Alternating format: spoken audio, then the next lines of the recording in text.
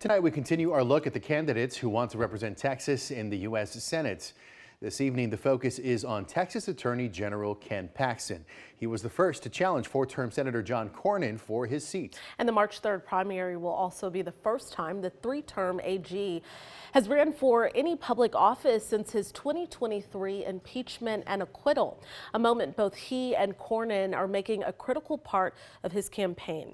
KXAN's Adam Schwager reports from a recent campaign stop.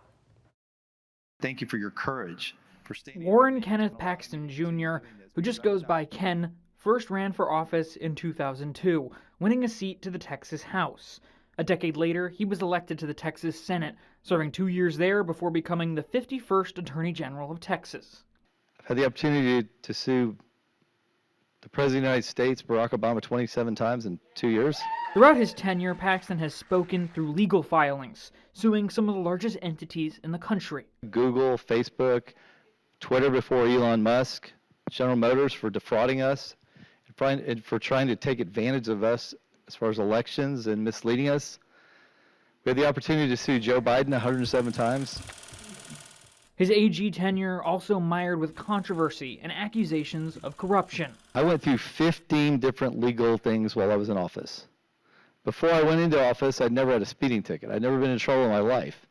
Shortly after starting his third term in early 2023, Paxton became the center of the Texas political landscape. The Republican-led Texas House General Investigating Committee launched an investigation into Paxton and his dealings in the Attorney General's office. After the investigation, they unanimously recommended Paxton should be impeached and filed 20 articles of impeachment. And I'll never forget sitting in trial for an impeachment that was an alignment of forces from the Biden administration, some very moderate Republicans, including Karl Rove and the Bush team, and realizing that I'm sitting on the sidelines with no money.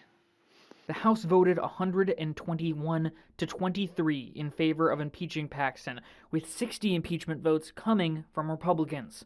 The vote made Paxton the first statewide official to get impeached in over 100 years, setting up a trial in the Texas Senate. 2 years later, Paxton uses this experience as an example of his perseverance. I sat down and I said, look, I don't know how we're going to get through this, but I want you to know one thing. I'm not quitting. The people of Texas elected me 4 months ago. I'm not going to quit. I'm going to make these senators vote. If they want to do this, I was just elected. I'm going to make these people vote. And if they want to overrule the election, if they want to overrule the people of Texas, they're going to have to vote. So you guys are going to trial.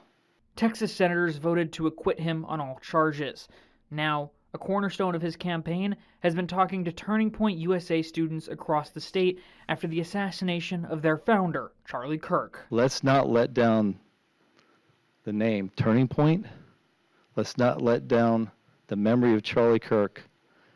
Let's not be fearful of the fight. Let's take on the evil, and let's save America. God bless. Despite repeated requests to Paxton's team for an interview starting in September, Paxton did not talk to Nexstar directly for this story. In Austin, I'm Adam Schwager. And you can find the full versions of Paxton's speeches to Turning Point USA students in Houston as well as right here in Austin with this story at KXAN.com.